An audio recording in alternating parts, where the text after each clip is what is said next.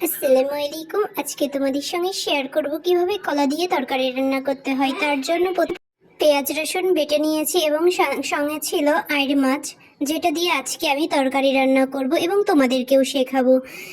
আমি আজকে এরপর কেটে নিয়েছি আলু এবং কলা, যেগুলো সুন্দর করে কেটে নিয়েছি, যেটা তোমরা দেখতেই পারছো। এদিকে ভাত রান্না প্রায় শেষ হয়ে গিয়েছে, দেখতেই পারছো তোমরা। একটু পরে ভাত রান্না করা শেষ হয়ে যাবে, তারপর আমি চুলায় তেল দিয়ে দিব এবং মাছগুলো ভেজে নিব। কড়াইতে তেল দেওয়ার পর আমি ওয়েট করছিলাম কখন গরম হবে, কারণ মাছ ভাজার সময় গরম তেল দিতে হয়, না হলে মাছ ভেঙে যাওয়ার সম্ভাবনা থাকে। এই জন্য আমি ওয়েট করছিলাম। এরপরেই আমি মাছ তেলে দিয়ে দিলাম এবং দেখতেই পাচ্ছ কি পরিমাণ গরম হচ্ছিল। এরপর আমি মাছ দিয়ে দিলাম কড়াইতে এবং একটু রেখে দিলাম। তারপর একটু সময় পর আমি উল্টাই দিচ্ছিলাম, যাতে এক পাশ পুড়ে না যায়। এই জন্য আমি সুন্দর করে উল্টাই দিচ্ছিলাম এবং উল্টাই দেওয়া শেষ হইলে তারপর আমি আবার একটু ঢেকে রাখবো, যাতে অপর পিঠও সুন্দর করে হয়। আর গাইস, যেহেতু এটা আমার প্রথম ব্লগ, সেহেতু সবাই আমাকে একটু সাপোর্ট করবা, like comment share and subscribe করবা, যাতে আমি আরও সুন্দর সুন্দর ভিডিও তৈরি করতে পারি। এবং তোমাদের যদি ভিডিওটা ভালো লাগে অবশ্যই শেয়ার করবা এবং আমাকে বলবা নেক্সটে কোন ধরনের রান্না তোমরা দেখতে চাও। এরপর আমি একটু বাটা মশলার করছিলাম, আমার তখন বাটা মশলা কম হচ্ছিল। আমি পেঁয়াজ রসুন আর একটু বাটা করে নিচ্ছিলাম, আমরা পাটাই বেটে খাই।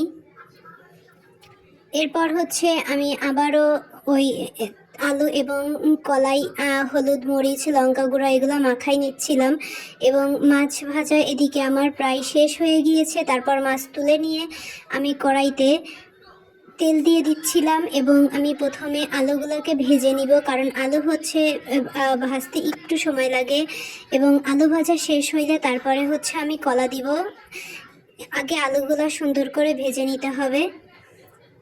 আলুগুলা ভাজা শেষ হইলে তারপরে আমি কলা দিব, যাতে কোনোটা বেশি কম না হয়। এইটা একটু সময় লাগবে বলে আমি আগে দিয়েছি। এরপর আমি একটু আলুগুলা সুন্দর করে উল্টাই পাল্টাই দিচ্ছিলাম এবং এগুলা প্রায় হয়ে আসছিল, এই জন্য আমি এর ভিতরে কলা দিয়ে দিলাম। আর তোমরা দেখতেই পারছো চুলার পর কিন্তু আছে কুমড়ার বিচি, যেগুলা দিয়ে তরকারি রান্না করা যায়। আমি তোমাদেরকে এটাও দেখাবো ইনশাল্লাহ। তোমরাই দেখতে পারছো কিভাবে কলা এবং আলুগুলাকে আমি নেড়ে নিচ্ছি এবং কলাগুলা সুন্দর করে ভাজার পর তারপরে আমি এগুলা তুলে নিব। তুলে নিয়ে ওই তেলেই আমি বাটা মশলাগুলা দিয়ে দিব এবং আমার যেহেতু তেল প্রায় শেষ হয়ে আসছিল, এই জন্য আমি আর একটু তেল অ্যাড করলাম। এটা কিন্তু খুবই ইজিভাবে রান্না করা, তোমরা চাইলে আরও মশলা দিতে পারো, কিন্তু আমার কাছে যা ছিল আমি সেগুলা দিয়েই রান্না করব। এর ভিতর আমি হলুদ, লঙ্কা গুঁড়া, লবণ, জিরা গুঁড়া সব কিছুই অ্যাড করে দিয়েছি, যার কারণে তেল কম হয়ে যাচ্ছিল এবং মশলাগুলো পড়ে যাচ্ছিল।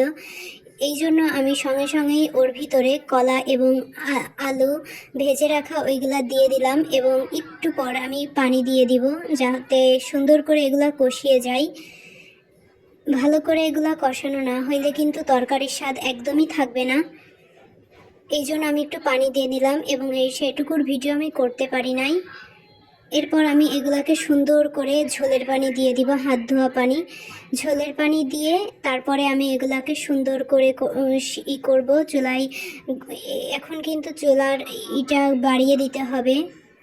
তারপর আমি মাছগুলো উপর দিয়ে দিলাম এবং দেওয়ার পরে তারপরে আমি রান্না করব।